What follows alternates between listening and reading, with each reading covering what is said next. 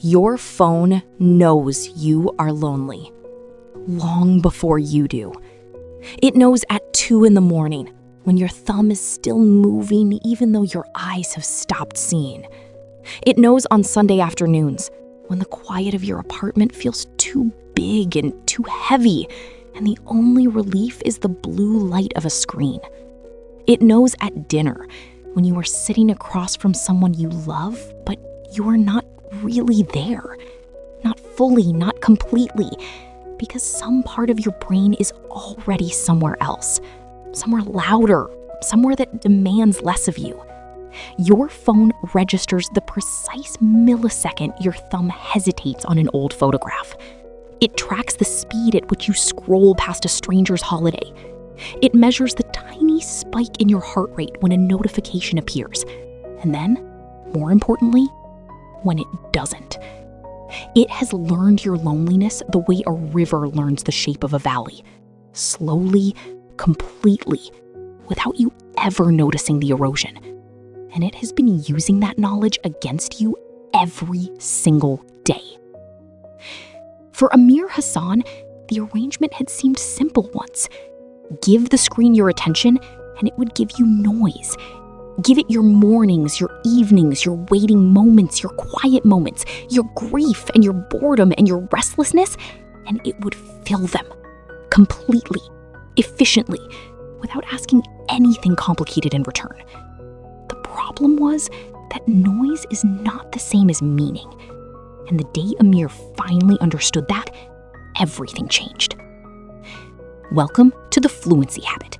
I'm Emma, and today we are going deep.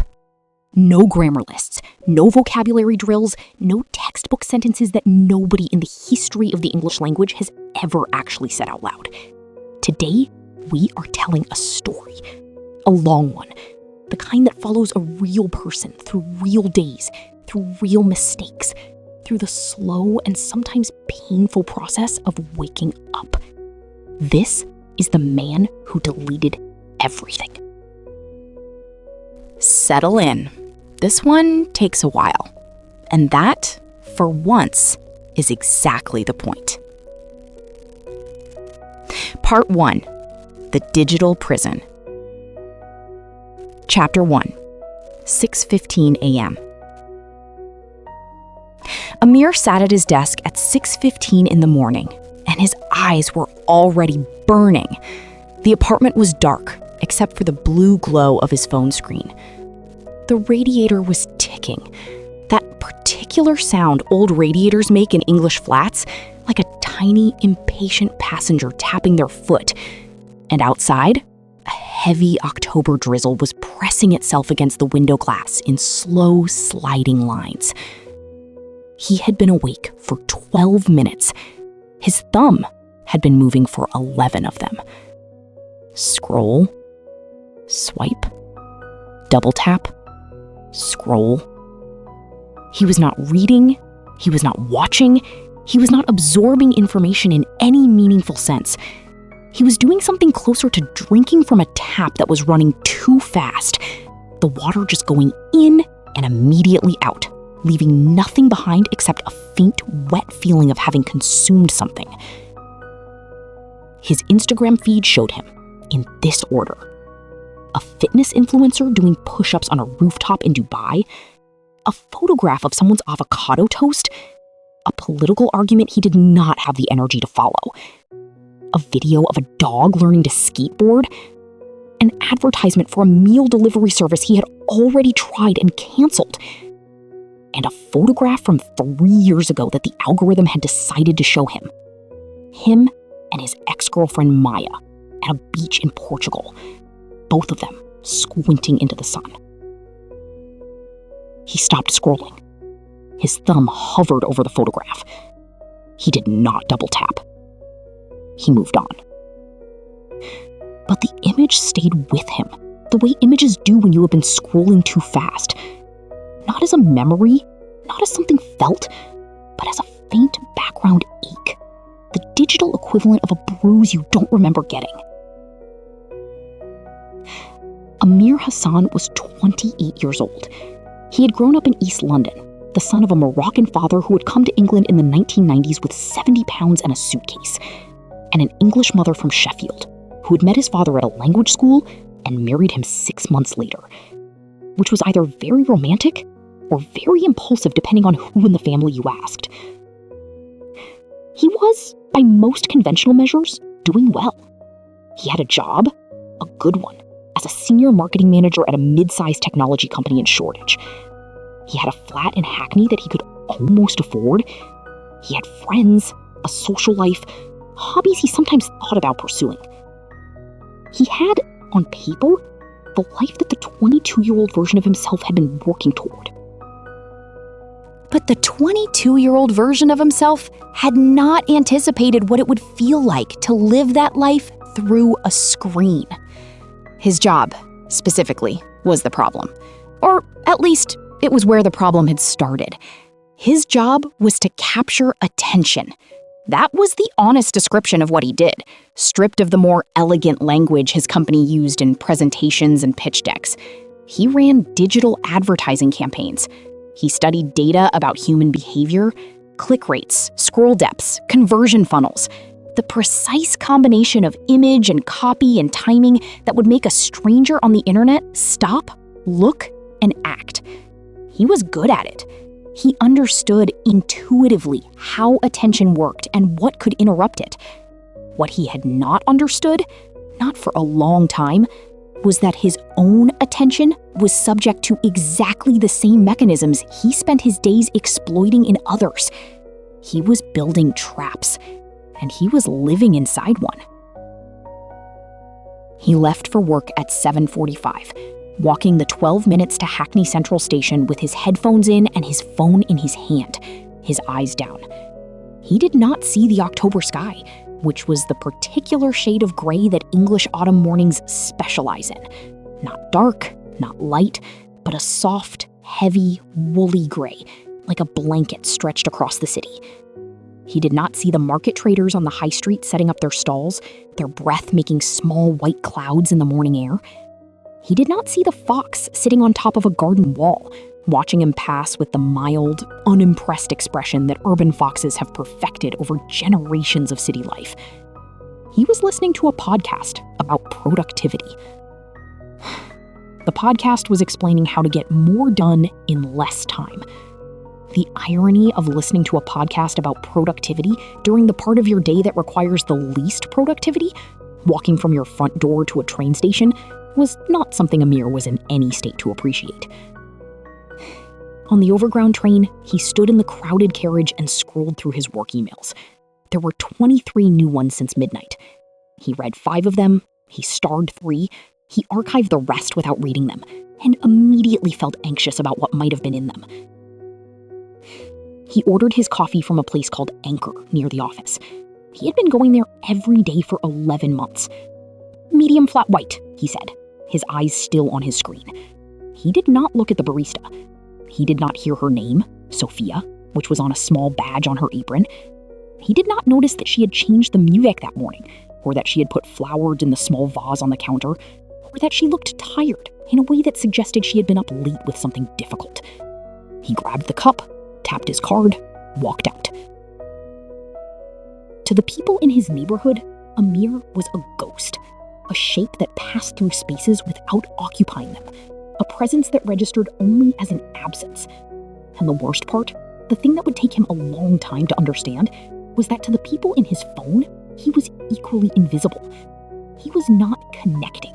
He was consuming. There is a difference, and it matters enormously, and most people spend years learning it the hard way. At 2:58 in the afternoon, Amir walked into a glass-walled meeting room on the 4th floor of his office building. The room was called Meridian. The company had named all its meeting rooms after abstract concepts, which Amir had always found slightly pretentious. There was also Horizon, Vertex, and inexplicably, a small room near the kitchen called Epoch, which seated 3 people and smelled permanently of someone's reheated fish. The quarterly strategy review was scheduled for 3 o'clock. The company's chief executive, Mr. Alden, was already there, standing at the head of the table with the expression of a man who had already made all his decisions and was waiting for everyone else to confirm them. Mr. Alden was 53, precise and pathologically punctual. He had a reputation within the company for two things: very good strategic thinking and almost no tolerance for distraction. He had once, according to office legend, asked someone to leave a meeting because their pen was clicking. Amir sat down. He put his phone on his lap. He told himself this was because he might need it for reference. This was not true. He put it on his lap because putting it on the table felt too exposed, too committed to being present, too final. The meeting began. Mr. Alden talked through the quarterly figures: revenue, growth projections, market share, a concerning dip in one of the product lines that needed a strategy response. The numbers were serious. The room was attentive. Amir was reading a thread in his university friend's WhatsApp group about whether a particular footballer deserved to be in the national team. His phone buzzed. He looked down. Someone had sent a meme. He began to type a reply. Amir. Long pause. The word arrived the way sudden cold water arrives. Not gradually, not with warning, but all at once. Everywhere. Total. Amir's head snapped up. Every face in the room was pointed at him. Not the polite, slightly uncomfortable sideways glances of people who have witnessed someone else's embarrassment. These were direct, full-on, unblinking. 8 people, 8 pairs of eyes, all of them saying the same thing without speaking. Mr. Alden was standing very still at the head of the table. His arms were at his sides. This, Amir would later think, was somehow worse than crossed arms. Crossed arms is defensive. Arms at the sides is something quieter and more dangerous. It is the posture of someone who has already decided. Amir, Mr. Alden said again, his voice dropping to something barely above a conversational level. This was also worse than shouting. Is what is on your phone more important than the jobs of everyone sitting in this room? The heat came first, a rush of it, beginning somewhere in Amir's sternum and moving upward, reaching his throat, his face, the backs of his ears. He had not felt shame like this since secondary school. The specific, raw, nowhere to hide shame of having been caught doing exactly what you knew you should not be doing. No, sir, he said. His voice came out smaller than he intended. I thought it was a client. I was checking a client message. He lied. He knew he was lying. Everyone in the room, he was almost certain, also knew. Put it on the table, Mr. Alden said. Face down. Amir placed his phone on the dark mahogany surface. Face down. The sound it made, that small, flat click, felt enormous in the silent room. For the remaining 40 minutes of the meeting, Amir sat in a particular kind of agony that has no precise name. His phone buzzed 3 more times. Each buzz was physically painful, not because of any external consequence, but because of what it revealed to him about himself. He was sitting in an important meeting, in a room full of people whose respect he wanted and needed. And some ancient, semi-conscious part of his brain was still reaching toward the device on the table like a dog that has been told to stay but cannot remember why. He was not in control. He had not been in control for a very long time. He just hadn't noticed until now, when someone had made him sit still long enough to feel it. After work, Amir did not take the overground home. He walked. He stood outside his office building in the early evening dark. In London in October, dark comes at 5 o'clock, efficiently and without apology. And he looked at his phone. He looked at it for a long moment, the way you might look at something you have been carrying for so long that you have forgotten you were carrying it, and then suddenly notice the weight. He put it in his coat pocket. He started walking. The city at 5 o'clock on a weekday is a particular kind of alive. Not the frantic aliveness of rush hour, not the tired aliveness of late evening. Something in between. People moving with purpose, their faces set against the cold. The orange streetlights beginning to matter. Buses, taxis, the wet smell of rain on warm pavements. A group of schoolchildren in uniform arguing loudly about something. A man selling hot chestnuts from a cart outside Liverpool Street Station. Amir walked through all of it, with his hands in his pockets and his eyes up. He had not walked through the city with his eyes up in, he tried to remember, a long time. He genuinely could not say how long. He walked past a pub where the windows were golden and warm, the sound of voices inside rising and falling in the way of people who are glad to be somewhere. He walked past a flower stall where a woman was wrapping roses in brown paper, moving quickly and precisely, her fingers knowing exactly what to do without needing to think about it.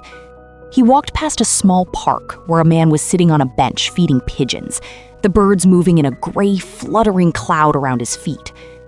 He watched the man with the pigeons for a while. The man was perhaps 70.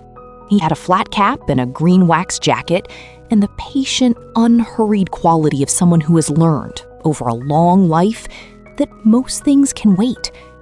He was not on his phone. He was not listening to anything.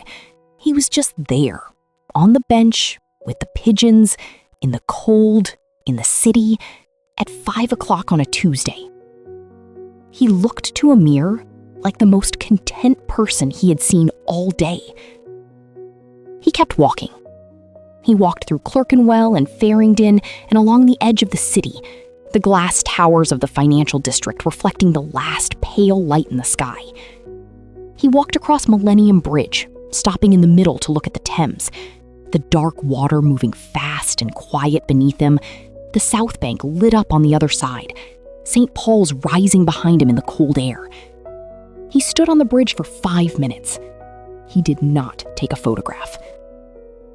Everywhere he looked on that walk, he saw the same thing. People not looking. People walking through the city with their heads bent to their screens, their ears sealed with headphones, their attention completely absent from the place their body was standing. A woman walked directly into a lamppost and looked up from her phone only long enough to check that nobody had seen before walking on. 2 men at a bus stop stood side by side, both watching separate videos, the tinny sound leaking from their earbuds mixing in the air between them into something that was neither. We are all here, Amir thought, standing on the bridge with the Thames moving beneath him. We are all here together, in this city, in this cold, in this particular evening, and we are nowhere near each other. Long pause. He got home at 7:30. The walk had taken almost 2 hours. His flat was quiet. He turned on the kitchen light and stood in the middle of the room for a moment, listening to the silence. The radiator was ticking again. A car moved slowly past on the street outside. Somewhere in the building above him, someone was cooking something. Garlic and onions, warm and rich. He sat on his sofa. He took his phone out of his pocket. He looked at it.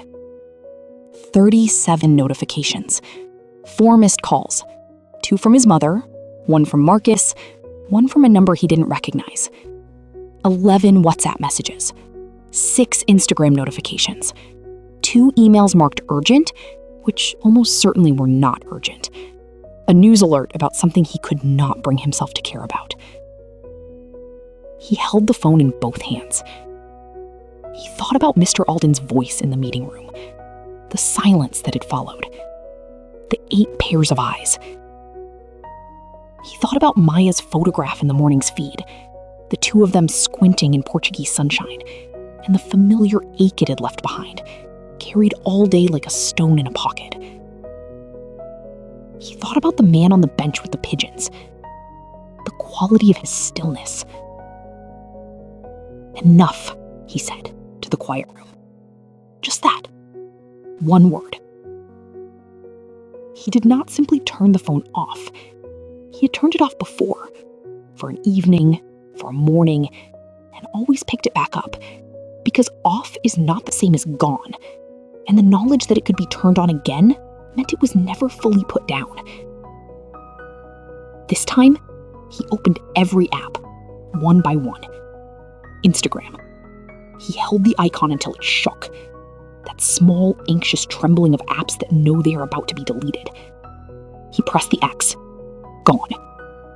Twitter. Shaking. Gone. LinkedIn. Gone. YouTube. Gone. TikTok. Gone. Reddit. Gone. He went through 14 apps in 4 minutes. Then he went into his settings and turned off all notifications for everything that remained. Email, messages, everything. He carried the phone to his desk, opened the top drawer, placed it inside, closed the drawer. Found the small brass key that the desk had come with and that he had never used. Locked the drawer. He walked to the kitchen and dropped the key into the ceramic bowl on the counter where he kept loose change and receipts. The silence that followed was unlike any silence he had experienced before. It was not just quiet. It was a different kind of quiet, heavier and wider and somehow warmer than the silence he normally lived in, which was the silence of a phone in another room. A silence that was never fully silent because some part of your brain was always listening for it, always aware of it, always half turned toward it like a flower toward a sun you cannot see. This silence had no half turn in it. He stood in his kitchen and breathed it in. It felt like stepping off a ship onto solid ground, the world still swaying slightly, the body remembering the motion, but the ground underneath, real and still and there. Chapter 6. The first 72 hours. The first 3 days were the worst of his adult life. This is not an exaggeration. This is the honest account of what happens to a brain that has been running on a continuous supply of dopamine hits, the tiny neurological rewards of likes and notifications and new messages, when that supply is suddenly completely cut off. His hand reached for his phone 17 times on the first morning. Not a conscious reach, an automatic one. The same kind of muscle memory that makes you reach for a light switch in a room you know well, even when you are in a different room. His hand moved before his brain caught up, every time finding only the fabric of his pocket, the wooden surface of his desk, the empty air beside his bed. The phantom buzz was the strangest part. 3 or 4 times a day, he felt his phone vibrate in his leg, a clear physical sensation, a distinct buzz in his left thigh, where he always carried it. He would reach down every time knowing there was nothing there and feel the brief, irrational disappointment of someone who has reached for something familiar and found nothing. This, he would later learn, has a name: phantom vibration syndrome. It affects 60 to 90% of regular smartphone users. His body had learned to feel a phone that was no longer there. His nervous system had been so thoroughly trained to respond to that particular signal that it had started producing the signal itself from the inside. He found this disturbing and also in a particular way clarifying. The evenings were the hardest. In the life he had been living, evenings were managed. You came home, you ate something in front of something, you scrolled until you were tired enough to sleep. The evening was not something you experienced so much as something you got through, efficiently and without too much self-examination. Without his phone, the evenings had to be lived. He sat in his living room on the second night, and his mind, freed from its usual diet of input, began to produce its own content. Old conversations he regretted, choices he had never quite committed to, relationships he had let drift, questions about what he actually wanted, as distinct from what he had been moving toward by default. He had been using noise to avoid these questions for years. He understood this, sitting in his quiet living room with a clarity that was almost physical. The only sound was his grandfather's clock. He had inherited it from his father's father, a tall, dark wood thing that stood in the corner of the living room and kept extremely good time, and had a tick that was, when you first noticed it, impossibly loud. Tick, tack, tick, tack. At first, it was maddening. The regularity of it felt like an accusation. Each tick, another second of silence, another second with nothing to fill it. Another second in which he was expected to be simply, uncomplicatedly present. But on the third night, and this is the thing he would try to explain later and find it difficult because it sounds like nothing when described in words, something shifted. He was lying on the sofa at 10 in the evening, the clock ticking in the corner, and he stopped fighting it. He stopped trying to think his way through the silence, stopped cataloging what he was missing, stopped monitoring his own discomfort. He just let it be there. And the silence expanded, not in a frightening way, in the way of a room that turns out to be larger than you thought once you stop looking only at the walls and look up at the ceiling. The silence got bigger and quieter and somehow easier. He began to hear things inside it. The wind finding the edge of the kitchen window, the creak of the building settling around him, the faint, distant hum of the city that never fully sleeps. He realized the world wasn't empty. He had just been too loud to hear it. He woke on Sunday at 7 without an alarm. This was unusual. He was a heavy sleeper, had been since childhood according to his mother, who had once said he could sleep through the end of the world as long as it happened before 9 a.m. He used 3 alarms normally, set 8 minutes apart, and still sometimes missed the first one. But this Sunday, his eyes opened at 7, and he lay in bed, awake, without reaching for anything. The light coming through his curtains was the particular gold of October mornings, thin and precise, a long rectangle of it falling across the wooden floor, moving almost imperceptibly as the sun moved. He watched it for a while. It was, he thought, genuinely beautiful in a way that he would never have noticed before, because before, he would have picked up his phone. He got up and made coffee. He made it slowly, not because he was performing slowness, but because there was nothing to rush toward. He ground the beans. He listened to the grinder. He boiled the water and watched the small, satisfied shudder of the kettle reaching temperature. He poured the water slowly, in a thin, steady stream, the way his father had taught him, watching the coffee bloom in the filter. That beautiful, brief rise and fall of the grounds as the hot water first touches them. He inhaled the smell. He put both hands around the warm mug and stood at his kitchen window and watched the street below. A woman was walking a dog, a large, leisurely moving retriever who was examining every lamppost with the dedicated professionalism of a forensic scientist. A man in a yellow jacket was cycling past slowly, no hands on the handlebars, looking up at the sky. 2 pigeons were arguing over something on the pavement in the particular way pigeons argue, circling each other, puffing up, making their small, indignant sounds. Amir stood at the window and watched all of it, and drank his coffee, and felt. And this is the word he would use later, trying to describe the feeling, knowing it was inadequate. Present. Not happy, exactly. Not calm in any dramatic sense. Just present. Just here, in his kitchen, on a Sunday morning, with his coffee and his window and the street and the dog and the arguing pigeons. It was enough. More than enough. He returned to work on Monday. His desk felt different. Or rather, he felt different at his desk. He turned his computer on. He opened his email. He closed his email. He opened the campaign brief he had been working on, the one that had been sitting at 60% completion for 11 days, and he read it from the beginning. And then he worked. Not the fractured, interrupted, tab-switching, notification-checking performance of working that he was used to.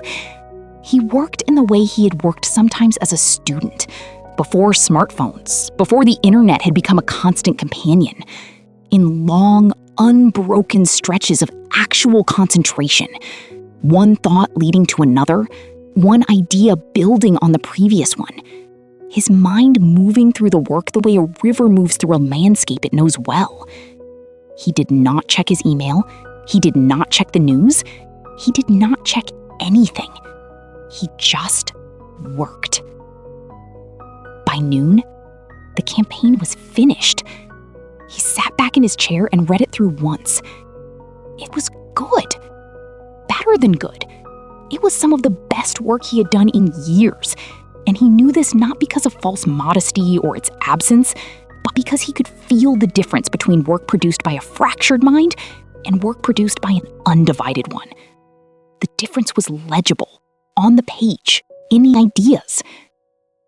His colleague Sarah came to his desk at 12:15. Sarah was 31, sharp, and had been trying to get him to come to her yoga class for 2 years. She read the campaign document over his shoulder. Amir. She straightened up, looked at him. This is brilliant. Thank you. No, I mean it. This is really brilliant. She tilted her head. You usually take 3 days on a brief like this. How did you finish it in a morning? He thought about how to explain it. He thought about the locked drawer and the ceramic bowl and the clock ticking in the quiet living room and the Sunday morning with the coffee and the arguing pigeons. No distractions, he said finally. My brain feels light. Sarah looked at him for a moment longer than was entirely comfortable. You seem different, she said. I am different, he said. I think. On Friday evening, Amir met Marcus at a pub in Islington called The Lamb. He had walked there, 40 minutes, through the early November dark, hands in pockets, no headphones. He had stopped at a bookshop on Upper Street and spent 20 minutes inside, just looking, running his fingers along spines, reading back covers, standing in the warmth and the smell of paper. He arrived at the pub with cold cheeks and clear eyes. Marcus was already there, at a corner table near the fireplace. He looked up when Amir walked in, and something in his expression shifted. A small, almost imperceptible opening, like a window cracked an inch after a long time closed. You're not on your phone, Marcus said. I don't have it. Marcus stared. You don't have your phone. I locked it in a drawer 2 weeks ago. Marcus's expression moved through several things in quick succession. Confusion, disbelief, something that might have been relief, before settling into something simpler. Sit down, he said. You can tell me everything. I'm listening. Now, this sentence, I'm listening, was not unusual. People say it constantly. It is one of the most common phrases in English conversation, offered as casually as, pass the salt, or how was your day? Most of the time when people say, I'm listening, what they mean is, I am prepared to wait while you speak. The listening is, at best, partial. One ear on you, one eye on everything else. But Marcus said it in a particular way. He set his phone face down on the table. He leaned forward slightly, elbows on the wood. He looked at Amir directly, with the specific quality of attention that has become, in a world of fractured concentration, almost startlingly rare. He meant it. Amir told him everything. The boardroom, the walk, the drawer, the key in the ceramic bowl, the phantom vibrations, the clock, the Sunday morning with the coffee and the light on the floor. He told it slowly and honestly, and Marcus listened, truly listened, without filling in the gaps or checking his phone or preloading his next question while Amir was still speaking. When Amir finished, Marcus was quiet for a moment. Then he said, I need to tell you something. His voice was different, lower, something in it that Amir had not heard from him before, or perhaps had not been quiet enough to hear. I've been trying to tell you something for 3 weeks, Marcus said. He was looking at his hands. At lunch 3 weeks ago, I tried, but you were on your phone the whole time. You were there, but you weren't there. And I thought, I'll tell him next time. But it kept not being the right time. Lucy and I are separating. The fire crackled. Someone laughed at the bar. The words sat between them on the dark wood of the table. Amir felt something cold move through him. Not quite guilt, not quite grief, but something adjacent to both. Marcus. It's been bad for about a year. We've been trying, counseling, the whole thing, but it's not working. He looked up. His eyes were dry, but tired in a way that suggested they had not always been. I just needed someone to talk to. A proper talk. Not a voice note, not a message. A real one. I'm so sorry, Amir said. I'm so sorry I wasn't there. Marcus shook his head slowly. You're here now. Tell me everything, Amir said. I'm listening. And he was. For 3 hours they stayed at that table. The fire burned down and was rebuilt. They ordered food and it grew cold and they ate it anyway. They talked about Marcus and Lucy. And then they talked about fear. The specific fear of a life not going the way you planned. And then they talked about their friendship. 20 years of it. Running back through school and university and the decade of adulthood that had happened faster than either of them had expected. They talked about their fathers. About loneliness. And the particular loneliness of being in a city where everyone is surrounded by people. About what they wanted. Not the default want. Not the algorithm-curated want. But the actual want. The one that had been there before the noise. When they walked out into the cold at 11 o'clock, Marcus hugged him. A long one. With both arms. The way men hug when they mean it and don't care who sees. I feel like I got my best friend back tonight, Marcus said, his voice slightly rough. Amir held on for a moment longer. Me too, brother, he said. Me too. The following Saturday, Amir spent the morning doing nothing in particular. He ate breakfast without a screen, he washed up, he listened to the rain, he made a second coffee and read 30 pages of a novel he had been carrying in his bag for 2 months without opening. At midday, he put on his coat and walked to Bloomsbury. He had no specific plan. This was still new for him. The unscheduled morning, the walk with no destination locked in, the city approached as a place to move through rather than a route to navigate.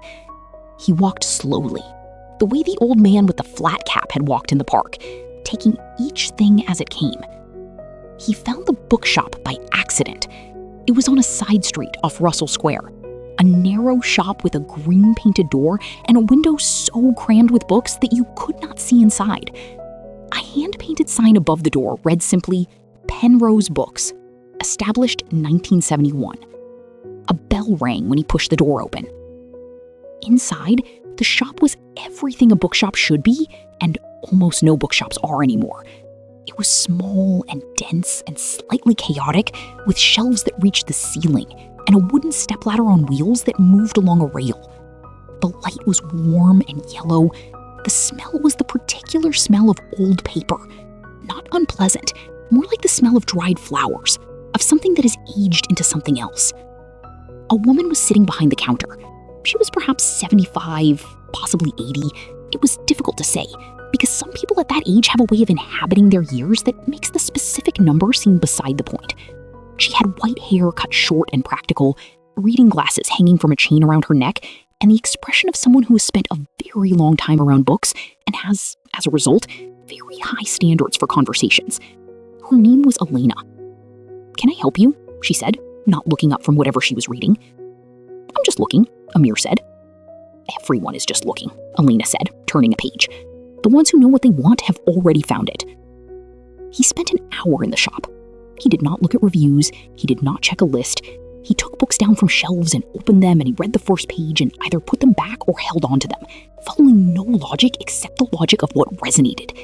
He discovered a collection of short stories by a writer he had never heard of, a book about the history of silence, actual silence, the studied philosophical kind that seemed almost too apt to be coincidence, a slim volume of poems by an Egyptian poet that had been translated into English by the poet's daughter. He took all three to the counter. Elena looked at them. She looked at him. "No phone," she said. It was an observation, not a question. "No phone," he confirmed. "Rare," she said, for a young man these days. "People come in here and consult their screens before they'll commit to a book. They want an algorithm to tell them what to love."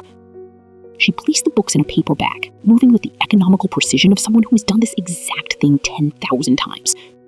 But you cannot touch pixels, dear. You have to touch the paper to know if a book has a soul. Amir paid. She handed him the bag. "Come back," she said, returning to her book. He would come back. He already knew it. That afternoon, he sat at his desk, the desk with the locked drawer, the phone still inside, and he wrote a letter. He had bought a fountain pen at the bookshop on Elena's quiet recommendation and a small bottle of dark green ink. He had not used a fountain pen since school. The weight of it was unfamiliar at first, the way it required him to slow down, to press with a particular pressure, to move across the page at the pace the ink demanded. The letter was to his grandmother. Her name was Rose. She was 72 and lived in a village in Devon, in a house with a blue door and a lavender garden and a kitchen that always smelled of something baking. She was his father's mother, Moroccan by birth, English by 40 years of marriage, and she had learned English in the same way most people learn things that matter: imperfectly, persistently, with great love for the outcome. She wrote him letters. She had been writing him letters since he was old enough to read. 2 sides of blue paper in her careful, foreign-shaped handwriting, arriving every few months, always smelling faintly of the lavender from her garden because she kept her writing paper in the same drawer. He had not written her back in 8 months. He had texted, he had sent voice notes, he had meant to write, had thought about writing, had almost written, and somehow the almost had never become the actual. He wrote slowly. The pen moved across the paper, and he discovered almost immediately that writing by hand was different in a way he had not expected. On a keyboard, you could write at the speed of thought, which meant you rarely had to think faster than you could type. By hand, the pace was slower. The physical act of forming each letter introduced a small delay between the thought and its expression, and in that delay, something happened. He considered more carefully. He chose words with more intention. He revised not by deleting, but by thinking before he wrote. He told her about his detox. He told her about the boardroom and the drawer and the walk and the clock. He told her about Marcus and the pub and the 3 hours by the fire. He told her about Alina and Penrose books. He told her that he missed her lavender garden. He told her that he was sorry he had not written in 8 months. He told her that he had been somewhere else for a long time and that he was trying to come back. He wrote for an hour and a half. The letter was 4 pages long. He had made mistakes in it, a crossed-out word here, a smudged letter there, and he left them in, because you cannot delete a handwritten letter without losing everything, and that constraint, he realized, was not a limitation, but a grace. The mistakes were part of it. The imperfections were where the humanity was. He addressed the envelope. He found a stamp in a kitchen drawer. He put the letter by the door so he would not forget to post it. He stood in the quiet flat with his new book and his new pen and the letter by the door, and he thought about his grandmother opening it, sitting in her kitchen in Devon with the smell of something baking, reading his handwriting for the first time in 8 months, and he felt something move in his chest that he did not have a precise word for, but that was warm and real and entirely, irreducibly his. Long pause.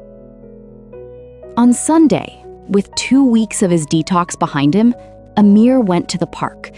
It was a cold, clear morning, the kind that November occasionally produces as if by accident, a day borrowed from a better season. The sky a washed-out blue, and the air sharp and clean. He walked to London Fields and found a bench under a large oak tree that still had most of its leaves, a deep, burnished gold, moving slightly in the cold breeze. He sat. He did not bring his book. He did not bring headphones. He sat on the bench in the cold with his coat collar up and his hands in his pockets, and he watched. A father was teaching his daughter to ride a bicycle. The daughter was perhaps 5, with a red helmet and the particular expression of someone who is concentrating so hard that the rest of the world has temporarily ceased to exist. The father ran alongside her, one hand on the back of the seat, and then, without her noticing, without a ceremony, let go. She rode for 3, 4, 5 seconds on her own before she looked back and found him standing still several meters behind her, laughing. And she wobbled and stopped, and her face moved through surprise and then pride and then delight so quickly that the whole sequence was over before you could fully track it. Amir watched this. He felt his eyes sting. He blinked. He looked away at the tree for a moment and then looked back. A squirrel was moving through the fallen leaves with the agitated efficiency of a creature who has a great deal to do before winter arrives. It found an acorn, regarded it with what appeared to be professional satisfaction, and buried it in a small, decisive mound of leaves. The clouds to the west were beginning to take on color. Pink first, then a deeper rose, then a warm, complicated orange that had no name. Amir sat on the bench and watched the sky change. He was not thinking about the campaign. He was not thinking about the meeting or the boardroom or Maya's photograph in the morning feed. He was not thinking about his phone in the locked drawer or the notification count that had surely by now reached hundreds. He was not planning or optimizing or scheduling or reviewing. He was watching the sky change color over London on a Sunday morning in November. He was breathing. He was cold and comfortable and alive. He thought about something Alina had said. You have to touch the paper to know if a book has a soul. He thought about what that meant beyond books, about the things that require presence to be understood. The conversation that only works in the same room, the same air, the same firelight. The walk that only teaches what it needs to teach if you put your phone away.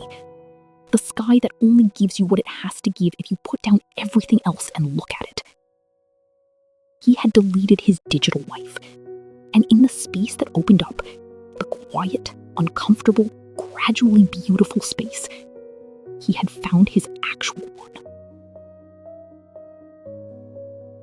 Sometimes the most progressive thing you can do for your mind is to step backwards. Your attention is not just a resource. It is your life itself. Where your attention goes, truly goes, not the fractured, half-present version, but the whole undivided thing, that is where you are living. That is the life you will remember when you are old. If your attention is scattered across 1,000 notifications, your life will feel scattered. If it is traded away minute by minute for the small, bright, empty reward of the scroll, your life will feel small, bright, and empty, even if on paper it looks fine. And this matters for your English specifically, because many English learners are doing to their language learning exactly what Amir was doing to his life. They are consuming without connecting, watching 5-second videos and moving on, scrolling vocabulary lists without sitting with a single word long enough to feel its weight, looking for shortcuts, for hacks, for the efficient route that skips the part where you have to sit still and be uncomfortable and wait. But real fluency, the kind that lives in you, that comes out when you are nervous or tired or laughing so hard you forget to monitor yourself, that kind of fluency is not a shortcut. It is a slow craft. It requires the same thing that Amir found in his quiet flat, in the bookshop, in the pub with Marcus, on the bench watching the sky. It requires presence. So here is what I want you to do today. Not a vocabulary exercise, not a grammar drill, not 5 new words to memorize. Put your phone down for 1 hour. Go somewhere. A coffee shop, a park, a bookshop with a green door. Take a notebook if you want one. And be there. Fully, uncomplicatedly, impractically there. Notice things. Name them in English, inside your head, as you go. Not for points, not for progress, not for a streak. Just because the world is full of language, and it is waiting for you to pay attention to it. And if you speak to someone, a barista, a stranger on a bench, an old woman in a bookshop, do it without apology, without, sorry, my English is not good. Just speak, imperfectly, fully, presently. That is where fluency lives. Not in the phone, not in the app, not in the feed. In the conversation, in in the room, in the moment you decide to be completely actually there. Thank you for listening to The Fluency Habit. I hope this story stayed with you the way the good ones do. Not in your notes, but somewhere quieter. Subscribe if you want more. New episodes every week. Take care of your attention and keep speaking.